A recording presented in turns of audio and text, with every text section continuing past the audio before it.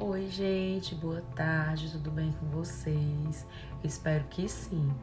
Hoje nós estamos dando início a um novo capítulo, o capítulo 9, que fala de tipos de reprodução, meiose e fecundação.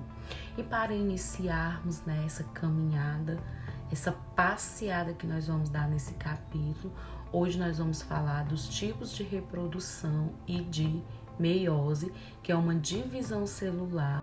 Nós já demos início ao conteúdo de divisão celular.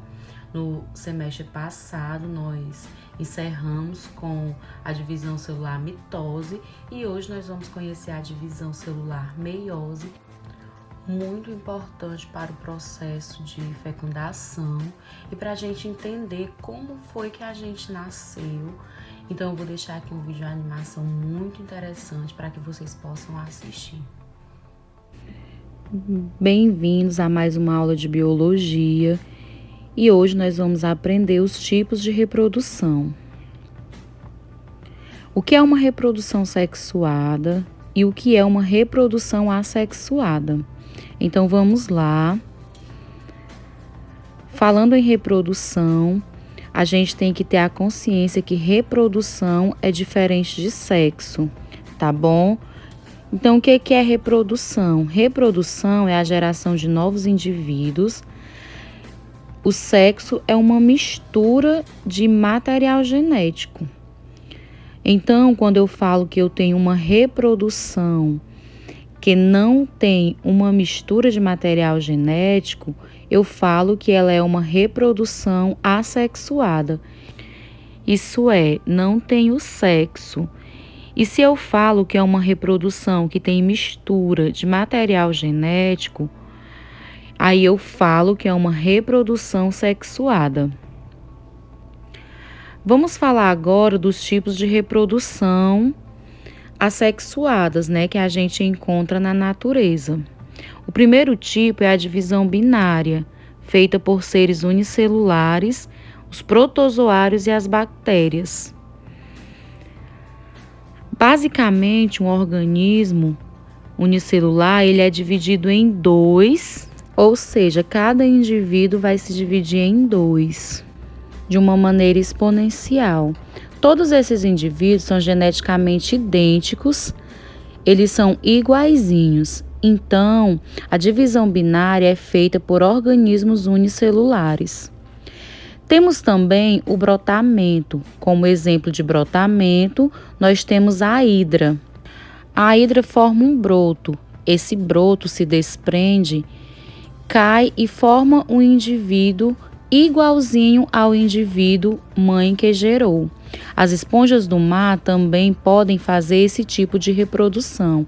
Então, o que vem a ser o brotamento? Organismos que geram brotos de células que se soltam, dando origem aos outros indivíduos, idênticos ao organismo mãe. Lembrando que na reprodução assexuada, os indivíduos formados são geneticamente iguaizinhos. Ainda dentro de reprodução assexuada, temos a fragmentação.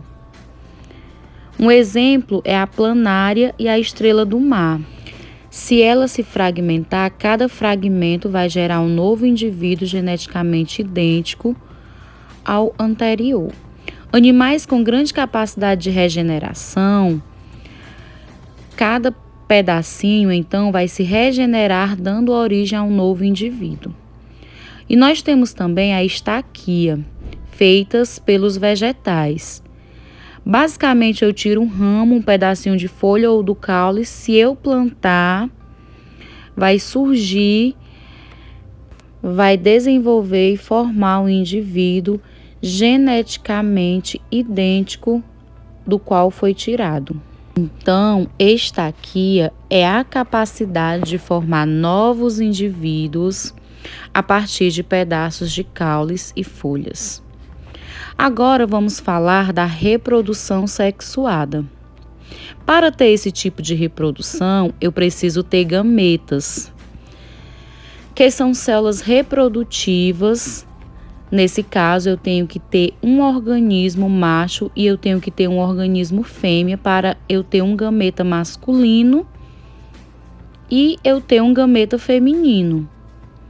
No nosso caso, falando dos seres humanos, o gameta masculino é o espermatozoide, que carrega o material genético do papai, que vai se encontrar com um óvulo que carrega o material genético da mamãe.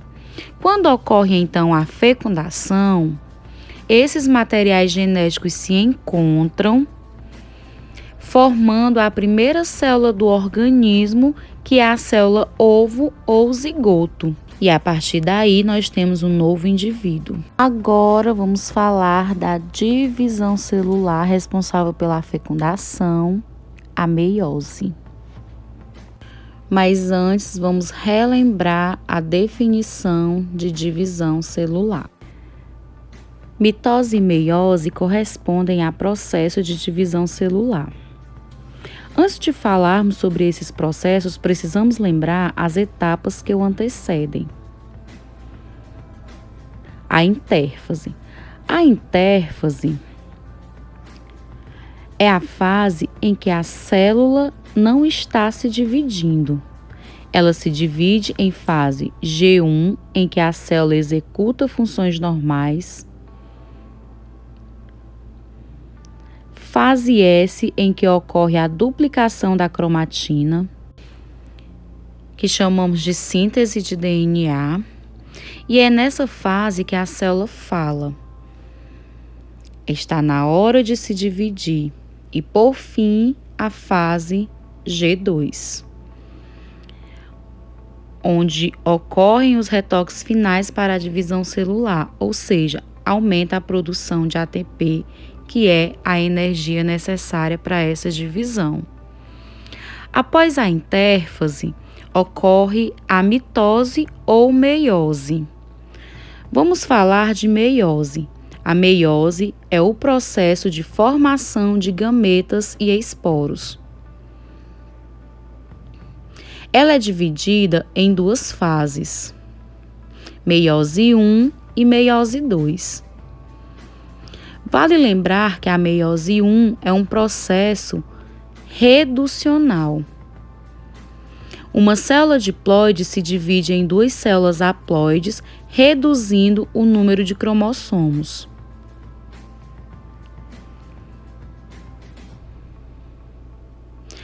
E a meiose 2 é um processo equacional, em que duas células haploides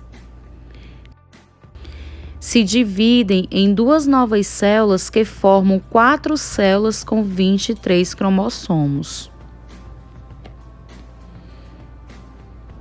A meiose 1 é reducional e consiste em prófase, metáfase, anáfase e telófase 1.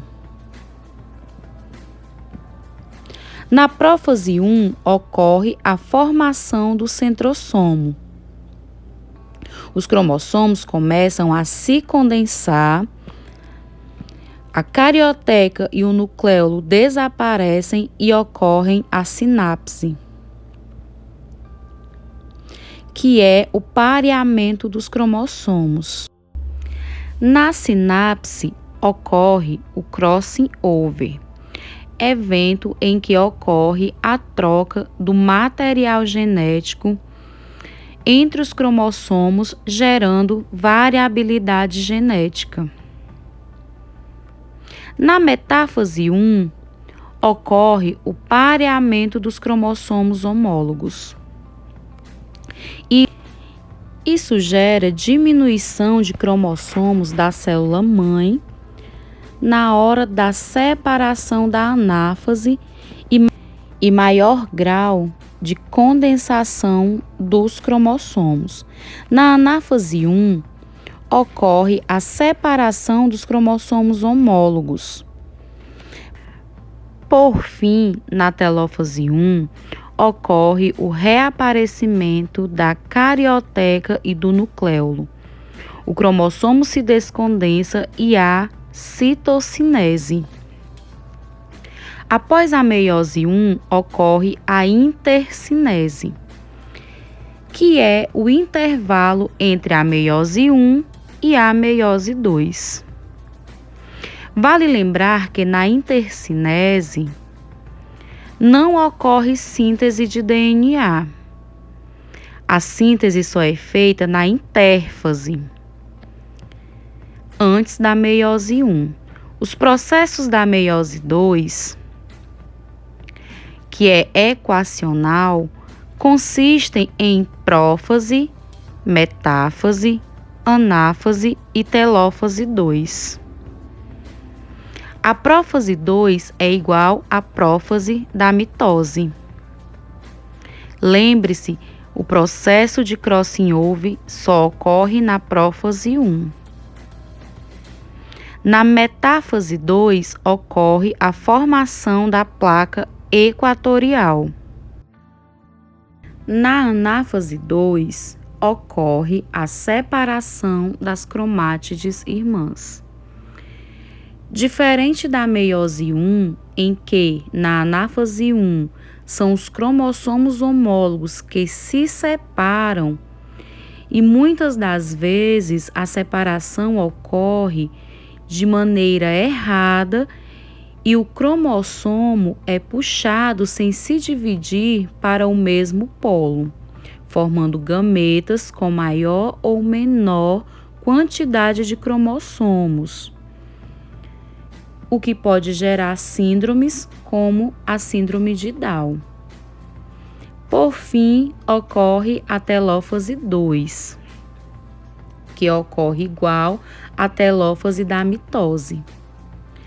Para finalizar, diferenciar a mitose da meiose 2 é muito simples. Enquanto na mitose o número de cromossomos é igual ao número de cromossomos da célula-mãe, na meiose 2, as células terão metade do número de cromossomos da célula-mãe.